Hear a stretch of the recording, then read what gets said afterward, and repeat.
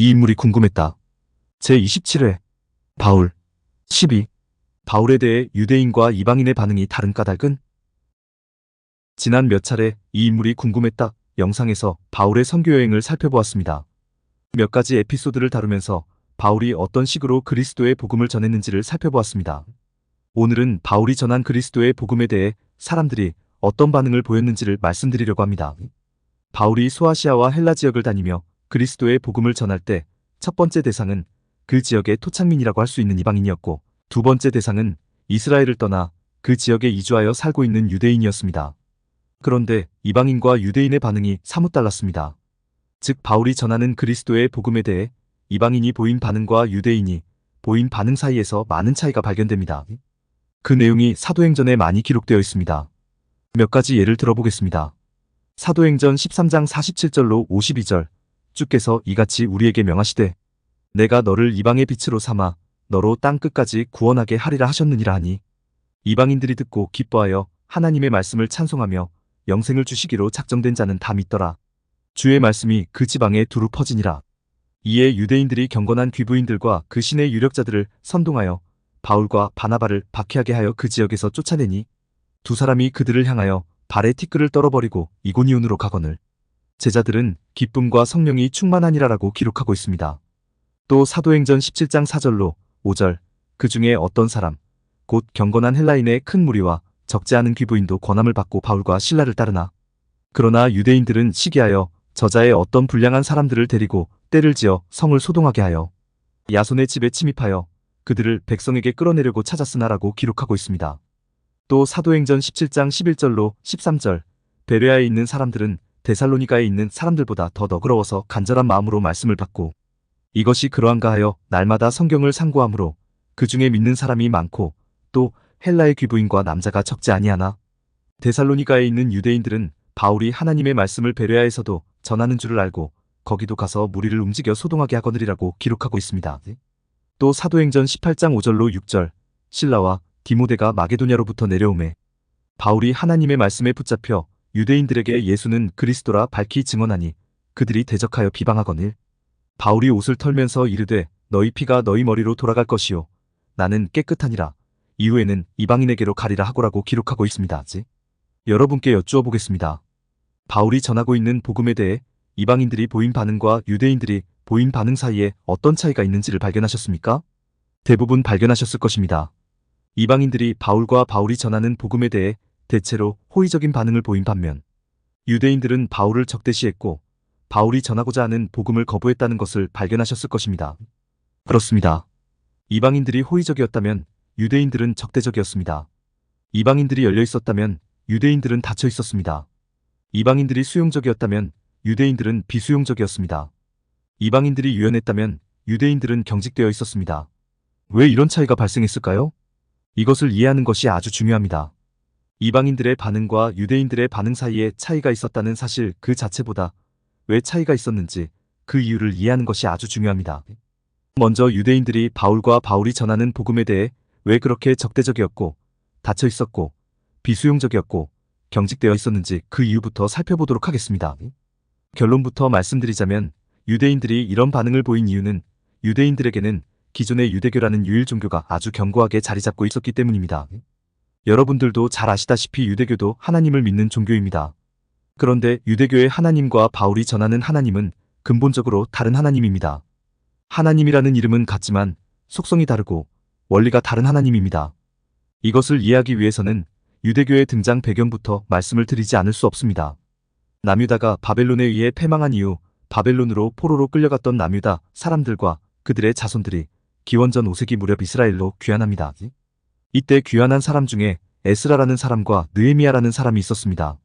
그런데 그들의 목적은 바사로부터의 이스라엘의 독립이 아니었습니다. 구약의 하나님을 섬기는 신앙 공동체로서의 이스라엘의 회복이 아니었습니다.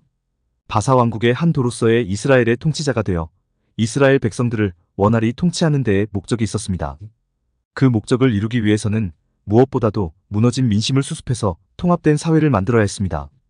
그 통합된 사회를 만들기 위한 방법으로 등장한 것이 바로 유대교입니다. 따라서 유대교는 종교라기보다는 지배 이데올로기에 훨씬 더 가깝다고 할 수 있습니다. 이런 유대교의 대표적인 특징 두 가지를 꼽으라면 그것은 선민사상과 율법주의입니다. 유대교의 선민사상은 하나님의 선택을 받은 나라는 오직 이스라엘 나라뿐이라는 사상입니다. 유대교의 선민사상은 하나님의 선택을 받은 민족은 오직 이스라엘 민족뿐이라는 사상입니다. 즉 유대교에 따르면 하나님은 오직 이스라엘만의 하나님이 되는 것입니다. 유대교에 따르면 하나님은 배타적 하나님이 되는 것입니다. 그런데 바울은 하나님을 어떻게 소개하고 있습니까? 온 인류의 하나님이라고 소개하고 있습니다. 유대인뿐만 아니라 사마리아인의 하나님도 되시고 아시아인의 하나님도 되시고 헬라의 하나님도 되시고 로마의 하나님도 되신다고 소개하고 있습니다. 즉 온 인류를 죄로부터 구원하신 온 인류의 하나님이라고 소개하고 있습니다. 이방인들을 마치 짐승처럼 여기는 유대인들이 바울이 소개하는 하나님을 용납할 수 있겠습니까? 용납할 수 없겠습니까? 절대로 용납할 수 없습니다. 그래서 유대인들은 바울과 바울이 전하는 복음에 그렇게도 적대적인 모습을 보였던 것입니다. 유대교의 또 하나의 특징은 율법주의라고 했습니다. 율법주의는 백성들을 효과적으로 지배하기 위한 유대교의 수단이라고 할 수 있습니다. 유대교는 하나님은 오직 이스라엘만의 하나님이라고 가르쳤습니다. 그런데 하나님은 이스라엘만의 하나님이라고 백성들을 설득할 수 있는 증거가 있어야 합니다. 이때 등장하는 것이 바로 율법입니다. 물론 이때의 율법은 모세가 시내산에서 받은 하나님의 율법이 아닙니다. 에스라와 느헤미야 시대부터 싹트기 시작한 유대교에 의해 왜곡된 율법입니다. 유대교는 이스라엘만의 하나님이 이스라엘 백성만을 위해 주신 것이 율법이라고 했습니다.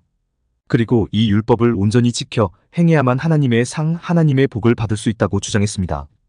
율법을 온전히 지켜 행하지 않으면 하나님의 저주, 하나님의 징계를 면치 못한다고 주장했습니다. 그런데 바울은 사람의 행위를 언급하지 않았습니다. 사람의 행위에 따른 하나님의 보상을 언급하지 않았습니다. 바울이 강조한 것은 오로지 하나님의 은혜였습니다. 하나님께서 사람을 너무나 사랑하셔서 오직 은혜로 사람을 죄로부터 구원한 것이라고 하나님의 사랑과 은혜를 선포했습니다. 오직 상벌의 원리, 오직 보상의 원리에만 빠져있는 유대인들에게 바울이 선포하는 사랑과 은혜의 하나님이 납득이 되겠습니까? 되지 않겠습니까? 되지 않습니다. 그래서 유대인들은 바울과 바울이 전하는 복음에 그렇게도 적대적인 모습을 보였던 것입니다. 이번에는 이방인들이 바울과 바울이 전하는 복음에 왜 그렇게 호의적이었고 열려있었고 수용적이었고 유연했는지 그 이유를 살펴보도록 하겠습니다. 그 이유는 이방인들의 상황이 유대인들의 상황과 정반대였기 때문입니다. 유대인들은 유대교라는 유일 종교를 신봉하고 있었지만 이방인들은 아주 다양한 신을 믿는 다신교 전통에 빠져 있었기 때문입니다. 이방인들은 신은 많을수록 좋다고 생각하고 있었습니다. 이방인들은 많은 신과 친해두면 좋다고 생각하고 있었습니다. 언제 어떤 일이 닥칠지 모르는 상황에서 다양한 신을 알아두고 다양한 신과 친해두는 것이 바람직하다고 생각하고 있었습니다. 이렇게 생각하고 있는 이방인들에게 하나님이라는 새로운 신을 바울이 소개합니다. 더구나 그 신은 사랑과 은혜의 신으로서 사람들에게 아무것도 요구하지 않으면서도 사람들의 삶을 이롭게 변화시켜준다고 바울이 소개하고 있습니다. 여쭈어 보겠습니다. 이방인들이 바울을 거부할 이유가 있습니까? 없습니까? 없습니다.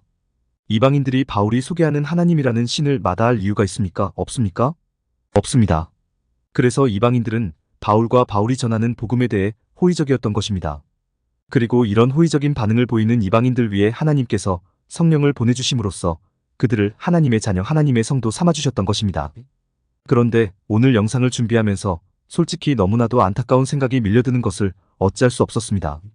그 안타까운 생각은 오늘날 대한민국의 대부분의 기독교를 믿는다는 사람들이 바울과 바울이 전하는 복음을 적대시하고 거부했던 바울 당시의 유대인들과 거의 유사한 모습을 보인다는 것입니다.